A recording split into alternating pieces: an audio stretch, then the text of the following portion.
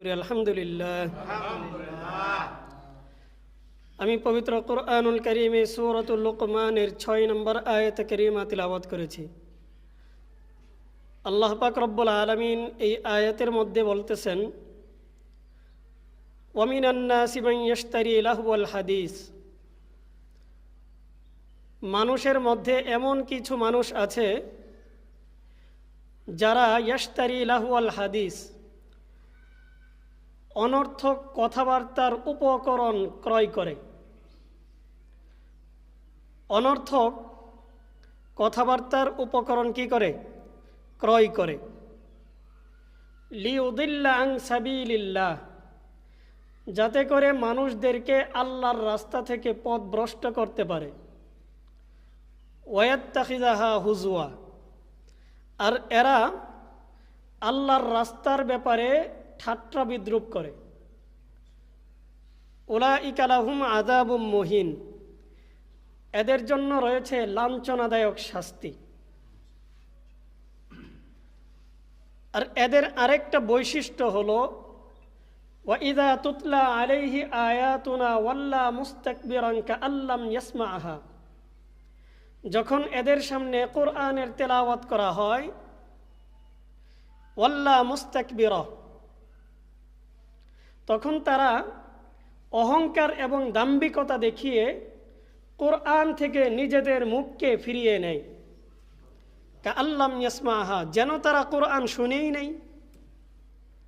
কাআন্না ফি উযুনাইহি ওয়াকরা, যেন তাদের কানের মধ্যে ছিপি লাগিয়ে দেওয়া হয়েছে, যার কারণে তারা কানে শুনতেই পায় না।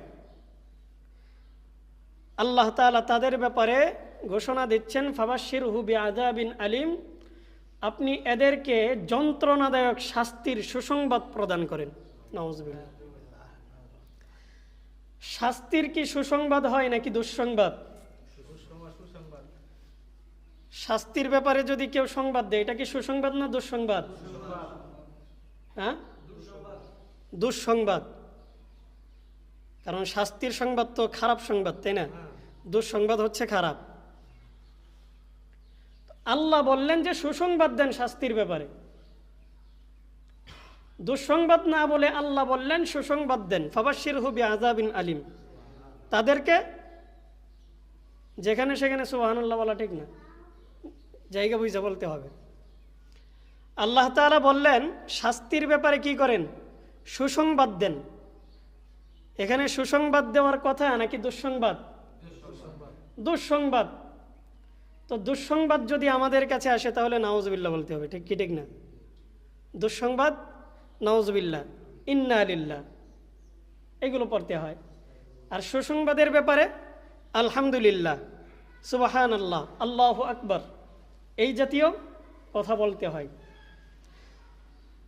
তো আল্লাহ বলতেছেন, ফাবাশশিরহু বিআযাবিন আলিম, এদেরকে আপনি যন্ত্রণাদায়ক শাস্তির সুসংবাদ প্রদান করেন। শাস্তির সুসংবাদের কথা আল্লাহ কেন বললেন?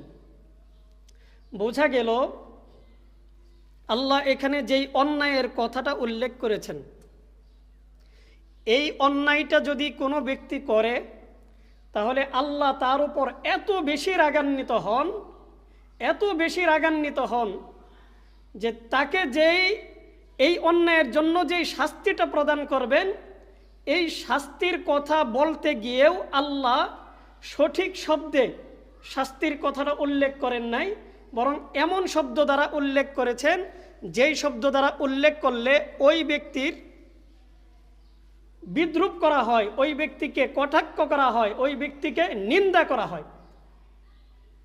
এখানে যদি বলতেন যে শাস্তির দুঃসংবাদ দেন, তাহলে তার জন্য যতটুকু না আঘাত লাগতো, শাস্তির সুসংবাদ দেন এই কথা শোনার পর তার ভিতর একটু বেশি আঘাত লাগবে।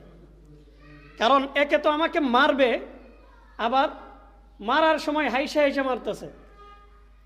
কেউ যদি মন খারাপ করে মারে, এই মারার মধ্যে যতটুকু না ব্যথা, কেউ যদি হাইসা হাইসা আনন্দ চিত্তে পিটাইতে থাকে আরেকজনকে, তাহলে তার ব্যথাটা একটু বেশিই লাগে। তো আল্লাহ তাআলা শাস্তির সুসংবাদ দিয়া সেইরা এরপরে চরম লাঞ্ছনাদায়ক শাস্তি যখন দিবেন, তখন বান্দার মনের মধ্যে কষ্টটা একটু বেশিই লাগবে, শরীরের মধ্যে আঘাতটা একটু বেশিই লাগবে। তার মানে এখানে এমন একটা অন্যায়ের কথা আল্লাহ উল্লেখ করতেছেন যে এই অন্যায়টা যদি তুমি করো তাহলে আমি তোমাকে ভয়ানক শাস্তি দিব। অন্যায়টা কি? অন্যায়টা ওই যে পূর্বে যেই কথা বললাম, যারা অনর্থক কথার উপকরণ ক্রয় করে তাদের জন্য আল্লাহ তাআলা লাঞ্ছনাদায়ক শাস্তির ব্যবস্থা করে রাখছেন। এই আয়াতের শানে নুজুল শুনি।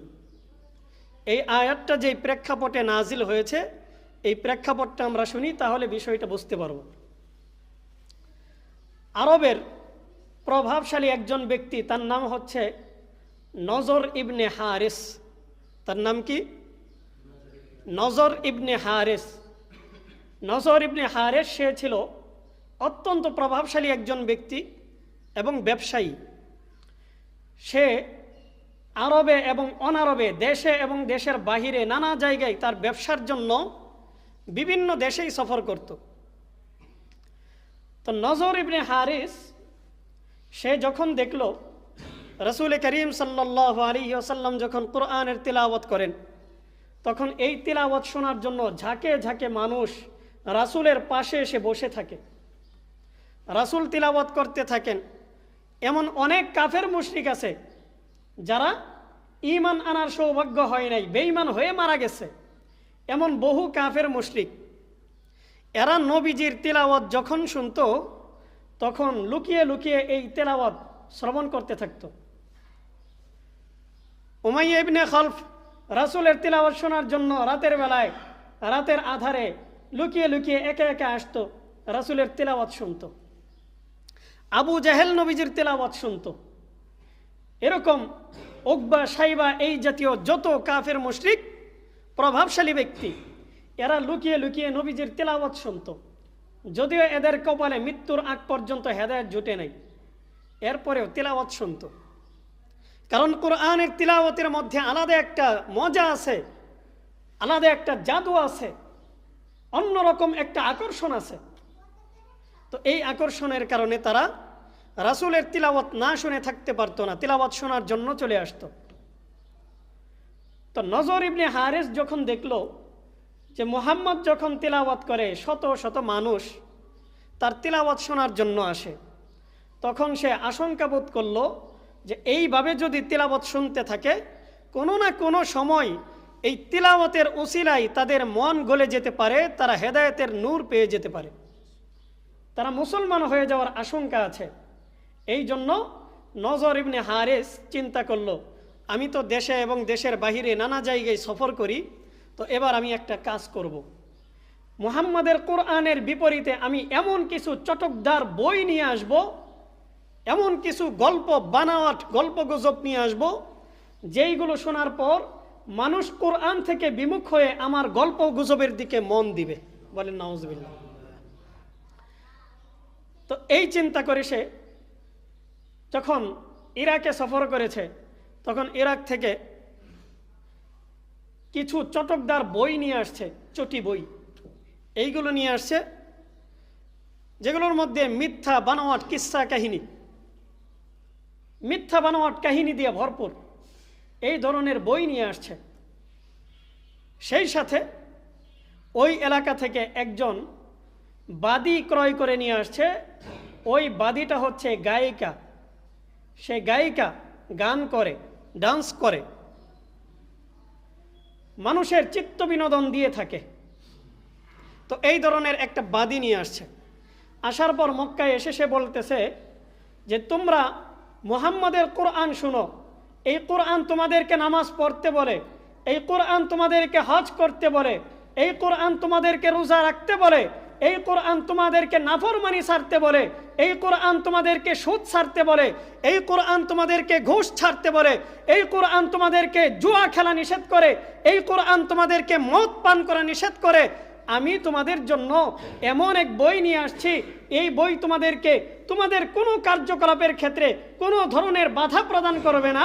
অতএব তোমরা কোরআন না শুনে আমি যেই বই নিয়ে আসছি এই বইয়ের পাঠ তোমরা শোনো, দেখবা তোমাদের খুব মজা লাগবে। তো এই ঘোষণা সে করে দিল। সেই সাথে বলে দিল যে আমার এই বই তো তোমরা শুনবাই, পড়বা, সাথে সাথে তোমাদের জন্য, তোমাদের চিত্ত বিনোদনের জন্য একজন নর্তকী নিয়ে আসছি, একজন গায়িকা নিয়ে আসছি, সে তোমাদেরকে গান গেয়ে গেয়ে শোনাবে, ভালো লাগবে, মজা লাগবে। তো সে কোরআনের বিপরীতে তার মিথ্যা বানোয়াট কিস্সা কাহিনী এবং গায়িকা নর্তকীর নাচ মানুষের সামনে প্রদর্শন করতে শুরু করলো। আল্লাহ পাক রব্বুল আলামিন পবিত্র কুরআনুল কারীমে সূরাতুল লুকমানের 6 নম্বর আয়াত নাজিল করে দিয়ে জানিয়ে দিলেন যে যারা মানুষকে পথভ্রষ্ট করার জন্য এই ধরনের চিত্ত বিনোদনমূলক গান এবং কিস্সা কাহিনী ক্রয় করে নিয়ে আসে, তাদের জন্য আপনি লাঞ্ছনাদায়ক শাস্তির সুসংবাদ প্রদান করেন। নাউজুবিল্লাহ। এখন আশা করি বিষয়টা বুঝতে পারছেন যে যারা গান গায়, মানুষের চিত্ত বিনোদনের জন্য যারা নর্তকী নাচায়, এদের ব্যাপারে আল্লাহ তাআলা ভয়ানক শাস্তির সুসংবাদ প্রদান করেছেন। এদের কোরআনের তিলাওয়াত ভালো লাগে না, গান, নাচানাচি এগুলো তাদের খুব ভালো লাগে, মদ জুয়া ভালো লাগে, কিন্তু কোরআনের তিলাওয়াত শুনতে ভালো লাগে না। কোরআনের আইন বাস্তবায়ন করতে হবে এটা তাদের ভালো লাগে না। গান গাইতে গেলে কিংবা গান শুনতে বললে খুব ভালো লাগে। আল্লাহ তাআলা বললেন এদের জন্য লাঞ্ছনাদায়ক শাস্তি আমি ব্যবস্থা করে রাখছি। সূরাতু বানী ইসরাঈল ৬২ নম্বর আয়াত আল্লাহ তাআলা এখানে বলতেছেন, ক্বালা আরাআইতাকা হাযাল্লাযী কাররামতা আলাইহি লাইন আখখারতানি ইলা ইয়াউমিল কিয়ামাতি লাআহতানিকান্না যুররিয়াতাহু ইল্লা কলিলা।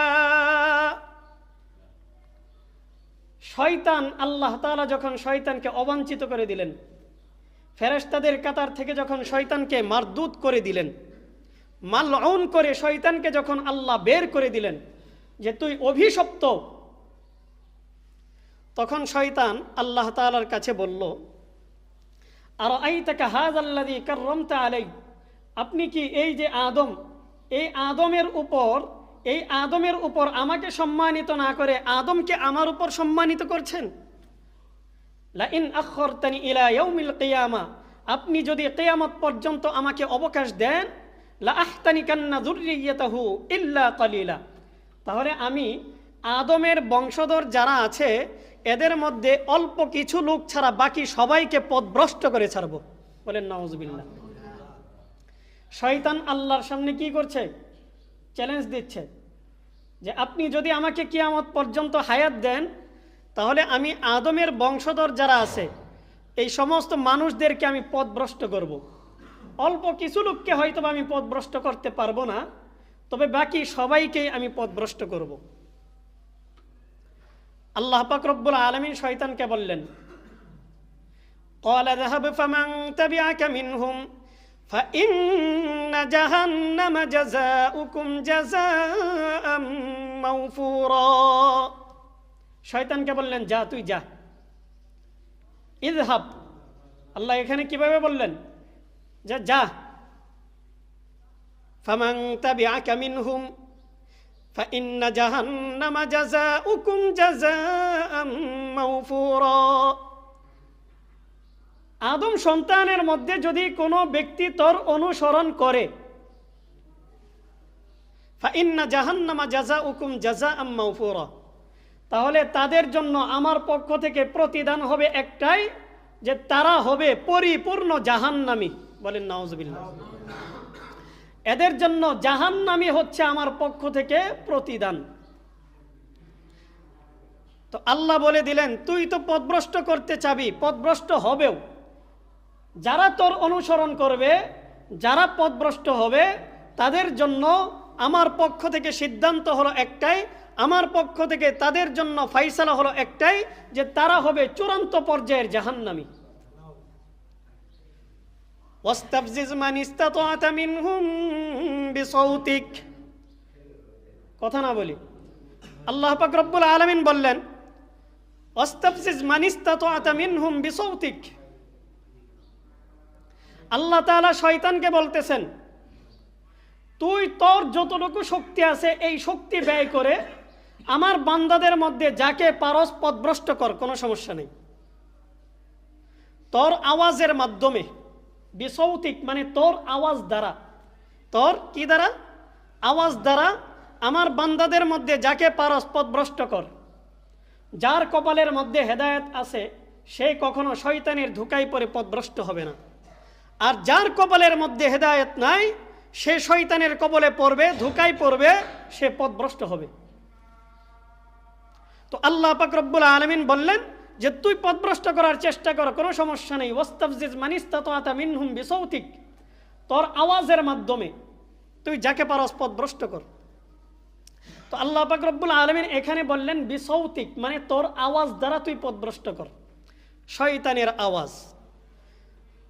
তো এই আয়াতের মধ্যে শয়তানের আওয়াজের কথা আল্লাহ বললেন। মুফাসসিরিনে কেরাম বলেন এই আয়াতের মধ্যে যে শয়তানের আওয়াজের কথা আল্লাহ বললেন, এই শয়তানের আওয়াজ দ্বারা উদ্দেশ্য হচ্ছে কুল্লু দাইন ইয়াদউ ইলা মাসিয়াতিল্লাহ, প্রত্যেক এমন আওয়াজ যেই আওয়াজ মানুষকে পথভ্রষ্টতার দিকে নিয়ে যায়, আল্লাহর নাফরমানির দিকে নিয়ে যায়। এই আয়াতের মধ্যে সৌতুশ শয়তান বা শয়তানের আওয়াজ দ্বারা উদ্দেশ্য হচ্ছে সেই আওয়াজ, সেই কথা যেই কথাটা মানুষকে পথভ্রষ্টতার দিকে নিয়ে যায়। কথা বুঝাইতে পারলাম? তো এই আয়াতে যে আল্লাহ বললেন শয়তানকে তুই তোর আওয়াজের মাধ্যমে যাকে পারস পথভ্রষ্ট কর, এই শয়তানের আওয়াজ দ্বারা উদ্দেশ্য হচ্ছে কুল্লু দাইন ইয়াদউ ইলা মাসিয়াতিল্লাহ, প্রত্যেক এমন আওয়াজ যে আওয়াজ আল্লাহর নাফরমানির দিকে আহ্বান করে। প্রখ্যাত মুফাসসির মুজাহিদ রহমতুল্লাহ আলাই তিনি বলতেছেন এখানে সৌতুশ শয়তান, শয়তানের আওয়াজ দ্বারা উদ্দেশ্য হলো গান এবং বাদ্যযন্ত্র। গান এবং কি যন্ত্র? বাদ্যযন্ত্র। তো গান এবং বাদ্যযন্ত্র হচ্ছে শয়তানের আওয়াজ। আর আল্লাহ বললেন শয়তানের আওয়াজের মাধ্যমে যারা পথভ্রষ্ট হবে, ফামান তাবিআকা মিনহুম ফাইন্না জাহান্নামা জাযাউকুম জাযাআম মাওফুরা, শয়তানের আওয়াজের মাধ্যমে অর্থাৎ গান বাদ্যের মাধ্যমে যারা পথভ্রষ্ট হবে তাদের জন্য আল্লাহ তাআলার পক্ষ থেকে একমাত্র একটাই ফয়সালা, এরা হবে চূড়ান্ত পর্যায়ের জাহান্নামী। এই কথাগুলোকে বুঝাইতে পারলাম। এবার আসুন হাদিসে পাকে রাসূলুল্লাহ সাল্লাল্লাহু আলাইহি ওয়াসাল্লাম কি বললেন। তিরমিজি শরীফের 1282 নম্বর হাদিসের বর্ণনা। রাসূল করিম সাল্লাল্লাহু আলাইহি ওয়াসাল্লাম এই হাদিসের মধ্যে ইরশাদ করতেছেন,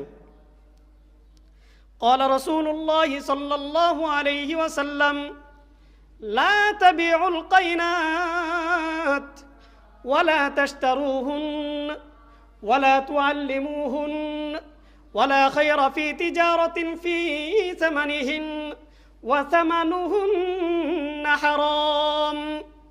আল্লাহ নবী বলেন লা তাবিউল কায়নাত ওয়ালা তাশতারুহুন, তোমরা গায়িকাদেরকে ক্রয় করিও না এবং বিক্রয় করিও না, নর্তকীদেরকে তোমরা ক্রয় বিক্রয় করিও না। ওয়ালা তুআল্লিমুহুন, এবং তোমরা তাদেরকে গান বাজনা শিক্ষা দিও না।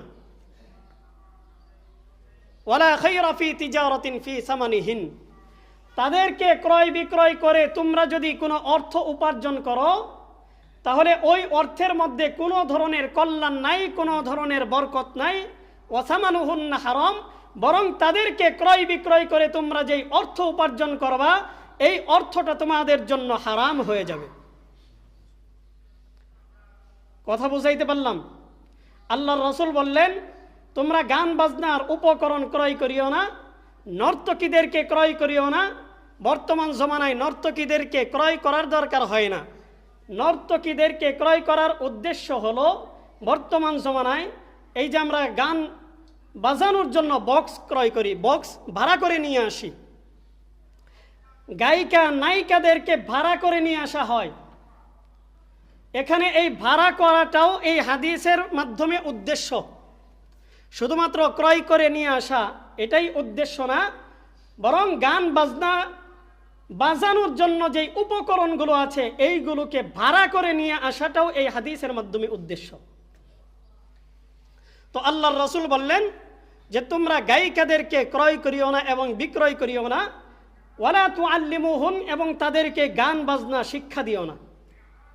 আর তাদেরকে তোমরা ক্রয় বিক্রয়ের মাধ্যমে, গান বাজনার উপকরণ ভাড়া করে নিয়ে আসার মাধ্যমে কিংবা ভাড়া দেওয়ার মাধ্যমে তোমরা যেই অর্থ উপার্জন করো, এই অর্থটা তোমাদের জন্য কোনো কল্যাণকর বিষয় বয়ে আনে না, বরং এই অর্থের মধ্যে তোমাদের জন্য যা আছে সবই হচ্ছে হারাম। এখানে সব হারাম। অন্য হাদিসের মধ্যে আছে, আবু দাউদ শরীফের 4927 নম্বর হাদিসের বর্ণনা, প্রখ্যাত তাবিঈ হযরত সাল্লাম ইবনে মিসকিন রহমতুল্লাহ আলাইহি তিনি বলেন, আমি বিশিষ্ট আলেমে দ্বীন হযরতে ওয়াইল, আবু ওয়াইল রহমতুল্লাহ আলাইহির সঙ্গে এক বৌভাত অনুষ্ঠানে গেলাম। এই যে আমরা বিবাহ শাদীর অনুষ্ঠানের মধ্যে গান বাজাই, বাজাই কি বাজাই না? কথা বলেন, বাজাই কি বাজাই না? বিবাহ শাদীর অনুষ্ঠানের মধ্যে গান বাজানো হয়, শরাব পান করা হয়, আরও যত ধরনের নোংরামি যেটা ইসলাম সমর্থন করে না, শরীয়ত সমর্থন করে না, সেইগুলো আমরা অনেক বেশি করে থাকি। আমরা এই উদ্দেশ্যেই করে থাকি, যদি না করি তাহলে আমার নাতি অখুশি হবে, যাকে বিয়ে দিচ্ছি সে অখুশি হবে, যদি তা না করি তাহলে আমার সন্তান অখুশি হবে, তার বন্ধু বান্ধবরা অখুশি হবে। যদি গান বাজনার আয়োজন না করা হয়, যদি শরাবের আয়োজন না করা হয়, তাহলে মানুষ বেরাজ হবে, তারা খুশি থাকবে না, তারা বদনাম করবে। এই জাতীয় চিন্তা চেতনা থেকে আমরা গান বাজনার নানা ধরনের উপকরণ ক্রয় করে নিয়ে আসি, আর বিবাহ শাদীর এরকম মহৎ একটা মজমাকে আমরা অশ্লীলতার মজমায় রূপান্তর করে ফেলি। এটা আমাদের সমাজে হয় কি হয় না? প্রত্যেকটা বিবাহ শাদীর মধ্যেই দেখা যায় এই গান বাজনা, নর্তকী নাচানো, গায়ে হলুদের নামে নোংরামি, আরো যত ধরনের খারাপি এবং অশ্লীলতা আছে, এইগুলো আমাদের সমাজের মধ্যে এত বেশি, এত ব্যাপক হারে ছড়িয়ে পড়েছে। এগুলো হচ্ছে কিয়ামতের আলামত, এইগুলো হচ্ছে কিয়ামতের আলামত। মুসলমান 5 ওয়াক্ত নামাজ আদায় করতেছে, ইমামের পিছনে নামাজ আদায় করতেছে, নামাজের ইকামত দিতেছে, আজান দিতেছে, সেই মানুষটাও গানের মঞ্চে গিয়ে নাচানাচি করতেছে, মদ পান করতেছে, শরাব পান করতেছে। এইভাবে মানুষ তাদের ঈমানকে বিসর্জন দিচ্ছে, তাদের আমলকে ধ্বংস করে দিচ্ছে। একদিনের বদ আমলের কারণে তার সারা জীবনের সমস্ত নেক আমলগুলো ধ্বংস হয়ে যাচ্ছে। তো সাল্লাম ইবনে মিসকিন রহমতুল্লাহ আলাইহি তিনি বলতেছেন, আমি আবু ওয়াইলের সঙ্গে একটা বৌভাত অনুষ্ঠানে গেলাম। ওইখানে যাওয়ার পর আমরা বসে আছি, তো বসে আছি, হঠাৎ করে দেখলাম ইয়ালআবুন, বাচ্চারা খেলাধুলা করতেছে। তো খেলাধুলা করা এটা তো খারাপ কিছু না, তো বাচ্চারা খেলাধুলা করতেছে। সাল্লাম ইবনে মিসকিন বলতেছেন, আবু ওয়াইল দেখার পর তিনি আর বাধা দিলেন না, কারণ বাচ্চারা খেলাধুলা করতেছে, একটু তারা আনন্দ করতেছে, ফুর্তি করতেছে, এটা করতেই পারে, স্বাভাবিক। হঠাৎ করে ইয়াতালা আবুনা ওয়া ইউগান্নুন, তিনি বলতেছেন হঠাৎ করে আমরা শুনতে পাইলাম গানের আওয়াজ শুরু হয়ে গেছে, মানে গান ছেড়ে দিছে, গান শুরু হয়ে গেছে, বাদ্যযন্ত্র বাজা শুরু হয়ে গেছে। এমনটা যখন শুরু হয়েছে তখন আবু ওয়াইল রহমতুল্লাহ আলাইহি সঙ্গে সঙ্গে ফাহাল্লা আবু ওয়াইলিন হাবুয়া, আবু ওয়াইল রহমতুল্লাহ আলাইহি তিনি এত বেশি লজ্জা পাইলেন, এত বেশি লজ্জা পাইলেন যে মুসলমান হয়ে মুসলমানের বাড়িতে মুসলমানের বিয়ে হচ্ছে, অথচ তার বাড়ির মধ্যে গান বাজতেছে। এইগুলো দেখার পর তিনি এত বেশি লজ্জা পাইলেন, লজ্জায় তার মাথাকে নিচু করতে করতে করতে করতে রানের সঙ্গে মাথা লাগিয়ে ফেললেন, তিনি রানের সঙ্গে মাথা লাগিয়ে ফেললেন।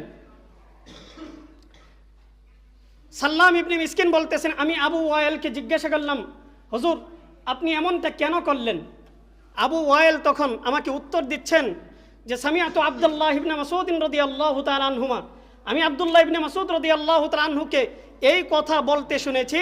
তিনি বলেছেন, সামিআতু রাসূলুল্লাহ সাল্লাল্লাহু আলাইহি ওয়াসাল্লাম ইয়াকুল, আমি আল্লাহর রাসূল সাল্লাল্লাহু আলাইহি ওয়াসাল্লামকে বলতে শুনেছি, আল গিনা মা ইয়াতাগান্না, আল গিনা মা ইয়াতাগান্না নিফাক ফিল কলব, গান বাজনা হচ্ছে এমন খারাপ জিনিস যা একজন মুমিনের অন্তরের মধ্যে মুহূর্তের মধ্যে মুনাফিকি তৈরি করে দেয়। বলেন নাউজুবিল্লাহ। মুমিনের অন্তরের মধ্যে মুনাফিকি তৈরি করে দেয় যেই জিনিস, ওই জিনিসের নাম হচ্ছে গান বাজনা। ওই জিনিসের নাম কি? আরো উচ্চ স্বরে বলেন, ওই জিনিসের নাম কি? অতএব গান বাজনা আমরা হালাল মনে করে খালি করতে থাকবো, ঠিক কি ঠিক না? আমরা করব, গান বাজনা করব, নর্তকী নাচাবো, এরকম মদ শরাব এই জাতীয় খারাপের মধ্যে, অশ্লীলতার মধ্যে আমরা ডুবে থাকব? আল্লাহর হাবিব বলেছেন, আল গিনা মা ইয়াতাগান্নান নিফাক ফিল কলব। গান বাজনা হচ্ছে এত খারাপ জিনিস যেটা মুমিনের অন্তরের মধ্যে মুনাফিকি তৈরি করে দেয়। বুখারী শরীফের 4924 নম্বর হাদিসের বর্ণনা, আবু দাউদ শরীফের 4924 নম্বর হাদিসের বর্ণনা, হযরতে রাফি ইবনে ওমর রাদিয়াল্লাহু তাআলা আনহুমা এর ছাত্র হযরতে রাফি, তিনি বলতেছেন, আমি একবার হযরতে ইবনে ওমর রাদিয়াল্লাহু তাআলা আনহুমার সঙ্গে রাস্তা দিয়ে যাচ্ছিলাম, তো হঠাৎ করে ফাসামি আল মিজমার, ইবনে ওমর রাদিয়াল্লাহু তাআলা আনহুমা তার কানের মধ্যে গানের আওয়াজ ভেসে আসলো। সঙ্গে সঙ্গে ফাওয়াদা উসবুআইহি আলা উযুনাইহি, ইবনে ওমর যখন গানের আওয়াজ শুনতে পাইলেন, সঙ্গে সঙ্গে তিনি তার দুইটা আঙ্গুল কানের ভিতর এইভাবে ঢুকিয়ে দিলেন, কানের ভিতর দুইটা আঙ্গুল ঢুকিয়ে দিলেন। তো এইভাবে তিনি কিছু দূর গেলেন, রাস্তা পার হয়ে গেলেন, অর্থাৎ গানের আসর যেখানে চলছিল ওইখান থেকে এমন দূরত্বে চলে গেলেন যেখানে যাওয়ার পর আর গান শোনা যায় না। তো ওখানে যাওয়ার পর তিনি যেহেতু কানের ভিতর আঙ্গুল দিয়েই রাখছেন, তিনি তো কোনো আওয়াজই শুনতে পাচ্ছেন না। আমি ওনাকে জিজ্ঞাসা করলাম, হযরত কি হয়েছে? ইশারায় জিজ্ঞাসা করলাম, আপনি কানের ভিতর আঙ্গুল দিয়ে রাখছেন, কি হয়েছে? ইবনে ওমর রাদিয়াল্লাহু তাআলা আনহুমা রাফি'কে বললেন, হাল তাসমাউ শাইআ, তুমি কি কোনো আওয়াজ শুনতে পাচ্ছ? গানের কোনো আওয়াজ শুনতে পাচ্ছ? রাফি' বলেন, আমি ইবনে ওমরকে বললাম, না আমি শুনতে পাই না। ইশারায় বললেন, আমি কোনো আওয়াজ শুনতে পাচ্ছি না। ইবনে ওমর রাদিয়াল্লাহু তাআলা আনহু ফারাফা উযুনাইহি ফারাযা উসবুআইহি মিন উযুনাইহি, তিনি তার কান থেকে এরকমভাবে আঙ্গুল সরিয়ে নিলেন। এরপর রাফি'কে বলতেছেন, আমি এমনটা কেন করলাম জানো? এই যে আজকে তুমি যেমনভাবে আমার সঙ্গে রাস্তা দিয়ে চলছিলা, একদিন আমিও আল্লাহর রাসূলের সঙ্গে রাস্তা দিয়ে হাঁটছিলাম, তো হঠাৎ করে ফাসামিআ মিজমার, আল্লাহর রাসূল সাল্লাল্লাহু আলাইহি ওয়াসাল্লামের কানের মধ্যেও এরকমভাবে গানের আওয়াজ চলে আসলো। রাসূল সাল্লাল্লাহু আলাইহি ওয়াসাল্লাম সঙ্গে সঙ্গে তার দুইটা আঙ্গুল এরকমভাবে কানের মধ্যে ঢুকিয়ে দিলেন। যতবার রাসূল গানের আওয়াজ শুনেছেন ততবার তিনি কানের মধ্যে আঙ্গুল ঢুকিয়েছেন। ফাসামিআ মিসলা যালিক ফাসানা মিসলা যালিক ফাসামিআ মিসলা যালিক ফাসানা মিসলা যালিক, হাদিসের মধ্যে এই কথাটা বারবার এসেছে, ফাসামিআ মিসলা যালিক ফাসানা মিসলা যালিক। রাসূল যতবার গানের আওয়াজ শুনতে পেয়েছেন ততবার তিনি কানের মধ্যে আঙ্গুল ঢুকিয়ে দিয়েছেন। তাহলে বলেন তো দেখি, গান যদি জায়েজ হইতো, গান গাওয়া, গান শোনা এটা যদি জায়েজ হইতো, নর্তকী নাচানো, ঢোল তবলা বাজানো এইগুলো যদি জায়েজ হইতো, তাহলে রাসূল সাল্লাল্লাহু আলাইহি ওয়াসাল্লাম কানের মধ্যে আঙ্গুল দিতেন? কথা বলেন, জোরে বলেন। রাসূল কানের ভিতর আঙ্গুল দিতেন? রাসূল কানের ভিতর আঙ্গুল দিয়েছেন এই জন্যই কারণ গান তোমাদের জন্য হালাল নয় বরং হারাম। অথচ আমরা এখন গান বাজনার প্রতি এতটাই আসক্ত হয়ে পড়েছি, আমাদের কাছে মনে হয় যে আমাদের জন্য 3 বেলা খাবার খাওয়া যতটুকু না জরুরি, এর চাইতে বেশি জরুরি হয়ে পড়েছে আমাদের প্রত্যেকটা বিবাহ শাদীর অনুষ্ঠানে গান বাজনা বাজানো।